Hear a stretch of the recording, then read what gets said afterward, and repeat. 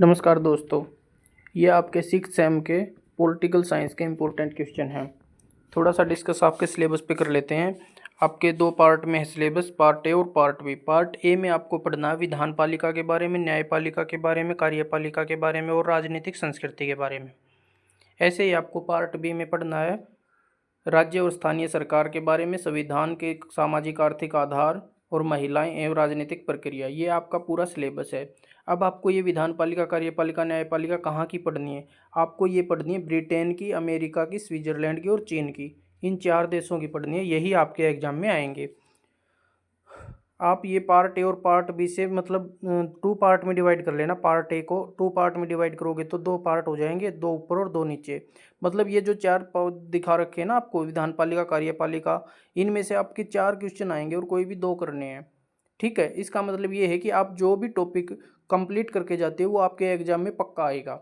लेकिन आपको इन देशों के ऊपर करके जाना, ब्रिटेन, अमेरिका, स्विट्जरलैंड और चीन के ऊपर।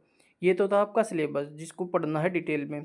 अब कोई बच्चे चाहते हैं कि हमें क्वेश्चन पता चल जाए, तो हम कुछ प्रीवियस ईयर क्वेश्चन के बारे में डिस्कशन कर रहे हैं, जो ये हैं। पहला आपका क्वेश्चन है, संविधान से आपका क्या अभिप्राय है? इसके महत्व एवं विभिन्न प्रकारों का वर्णन कीजिए। ठीक है। दूसरा, कार्यपालिका से आपका क्या अभिप्राय है? कार्यपालिका के कार्यों का वर्णन करें।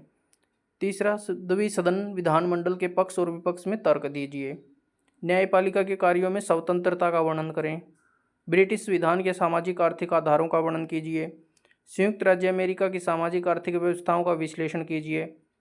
स्थानीय स्वशासन के अर्थ एवं महत्व का वर्णन करें। महिलाओं का राजनीतिक शक्तिकरण क्या है? शक्तिकरण है ये, कारण ये प्रिंटिंग मिस्टेक हो रखा है। महिलाओं का राजनीतिक सशक्तिकरण क्या है? ये ऐसे क्वेश्चन है। धन्यवाद दोस्तों, इनको कर लेना, ये ही आपके इम्पोर्टेंट है। और इनकी एक बार डेफिनेशन कंप्लीट देख जाना, विधान पालिका क्या होती है, न्यायपालिका, कार्यपालिका, और ये मतलब इनकी डेफिनेशन देख के और थोड़ा थोड़ा इनके बारे में जानकारी ले लेना कि ब्रिटेन में कैसे कार्यपालिका चलती है, विधान पालिका चलती है। ऐसे अमेरिका, स्विट्जरलैंड और चीन में आप कम से कम 2 देश तो ज़रूर करके चले जाना, अमेरिका और ब्रिटेन कर लेना, यही आते हैं मोस्टली। और सारे करो तो आपकी मर्जी है। धन्यवाद दोस्तों।